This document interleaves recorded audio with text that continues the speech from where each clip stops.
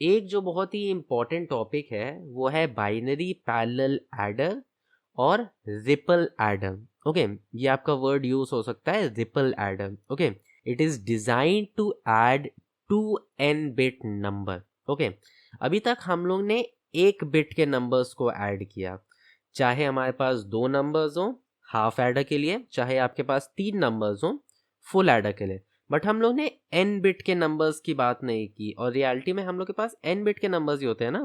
तो binary parallel adder या फिर रिपल एडर में हम लोग उसी कॉन्सेप्ट की बात करेंगे। तो ये कॉन्सेप्ट बहुत ही सिंपल है, और इसमें एक और कॉन्सेप्ट होता है डीले का। डीले का भी मैं इसके साथ ही समझा दूंगा।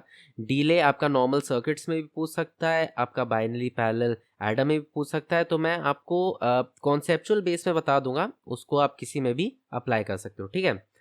तो बाइनरी पैरेलल एडर कैसे काम करता है, जैसे कि मान लो आपके पास ये यहाँ पे n तक जा रहा है, ठीक है।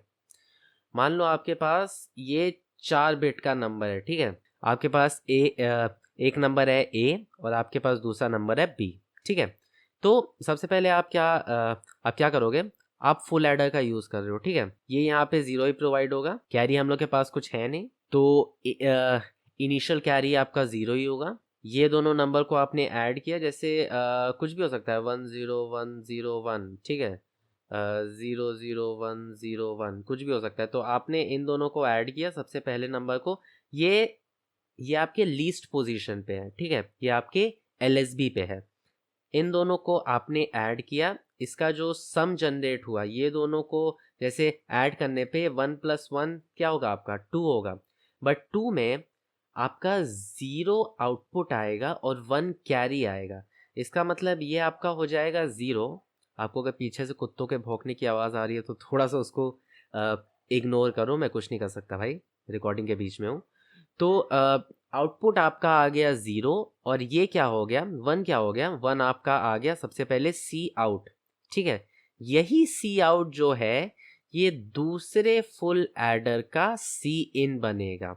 सी इन क्या है, ये है carry in, carry input. Okay, तो ये दूसरे वाले फुल एडर का कैरी इनपुट बनेगा।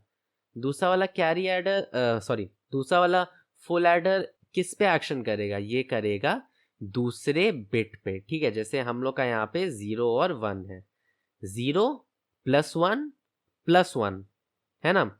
इसी तरीके से प्रोसेस चलती जाएगी। प्रोसेस समझ में आ गया, लॉजिक दिमाग में क्लिक किया कि नहीं किया, बस आप ये बता दो मुझे। हम लोग बेसिकली क्या कर रहे हैं, हम लोग 2 नंबर को ले रहे हैं, ए और बी।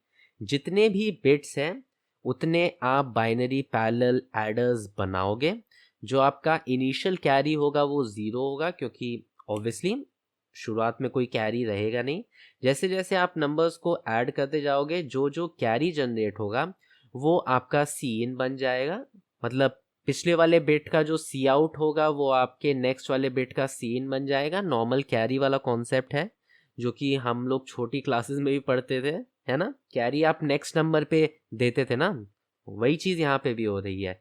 इस बिट का कैरी हम लोग ने इसको दे दिया, इस बिट का कैरी इसमें जाएगा, इस बिट का कैरी इसमें जाएगा, फिर आपका जितने भी बिट का नंबर है उतने बिट का आपका बीपीए होता है। बीपीए या फिर बाइनरी पैरेलल एडर, ठीक है। बीपीए भी कहीं पे बोला जा सकता है। अब यहाँ पे कॉन्सेप्ट आता है डीले का, ठीक है। अब डीले के कुछ पॉइंट्स हैं जो कि मेरे ख्याल से आपको अपने माइंड में बैठा लेने चाहिए, या फिर कुछ कॉन्सेप्ट्स ही हैं, आप एक बार उसको समझ लोगे तो फिर आप कभी भूलोगे नहीं। सबसे पहले तो क्या होता है ना कि हर सर्किट का, ठीक है, वो कोई भी सर्किट हो सकता है, वो आपका एडर हो सकता है, सब्ट्रैक्टर हो सकता है, आपका बेसिक लॉजिक गेट्स हो सकते हैं, नैंड और कुछ भी हो सकता है। हर सर्किट का या फिर हर यूनिट का कुछ प्रोसेसिंग टाइम होता है ना। वो कुछ मिली सेकेंड हो सकता है, माइक्रो सेकेंड हो सकता है, कुछ भी हो सकता है। अब जैसे यहीं पे देख लो, अब ये जो फुल एडर है, ये जब तक ये तीनों वैल्यूज इसको नहीं मिलेंगी ये आउटपुट प्रोड्यूस नहीं कर सकता, है ना। ये दो तो उसको स्टार्टिंग में ही मिल जाए, अब ये दो तो उसको स्टार्टिंग में ही मिल गई, बट ये इसको तभी मिलेगा जब ये पूरा प्रोसेस पूरा होगा। लॉजिक समझ में आ रहा है, इसका मतलब कि ये फुल एडर वेट करेगा इसके लिए कितनी देर वेट करेगा?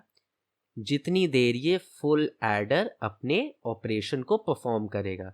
तो यूजुअली क्वेश्चन में ऐसा दिया रहता है कि मान लो आपका फुल एडर जो है, अच्छा ये भी हो सकता है कि आपको फुल एडर में दिया रहे कि फुल एडर में जो एग्जॉर है वो इतना वक्त लेता है और ये इतना वक्त लेता है, तो आप प्रॉपर सर्किट बना के कर लोगे, आपको बहुत मज़ा आएगा। और आप अगर बोलो तो मैं इसके अलग से क्वेश्चन भी करवा दूं। मुझे जहाँ तक लगता है कि आप इसके कॉन्सेप्ट से ही समझ जा रहे हो, क्वेश्चन खुद से प्रैक्टिस कर लोगे। बट आपको अगर कुछ भी प्रॉब्लम हो क्वेश्चंस में तो आप मुझे नीचे कमेंट सेक्शन में बताओ, मैं उसकी एक अलग से वीडियो बना दूंगा। ओके, मैं आपको कॉन्सेप्ट पूरे समझा दे रहा हूँ, मैं आपके दिमाग में एकदम चमका दे रहा हूँ कि भाई कैसे चीज़ें काम कर रही हैं। ठीक है, समझ में आ गया? अब जितनी भी आपकी डिपेंडेंसी है, ठीक है, जितनी भी आपकी डिपेंडेंसी है, जब तक वो पूरी नहीं होगी तब तक ये आपका सर्किट प्रॉपरली काम नहीं करेगा या फिर काम ही नहीं करेगा। जब तक इसको सीन नहीं मिलेगा तब तक ये आउटपुट प्रोड्यूस करेगा ही नहीं, और ये सीन तब तक नहीं आएगा जब तक इसका पिछला वाला सी आउट नहीं प्रोड्यूस करेगा। ओके, तो लॉजिक समझ में आ गया?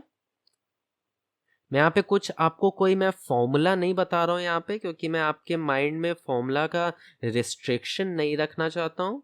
मैं चाहता हूँ कि आप कॉन्सेप्ट को समझो और जो क्वेश्चन आए उसको आप लॉजिकल तरीके से सॉल्व करो। ठीक है, कुछ क्वेश्चन सॉल्व करने के बाद आप खुद से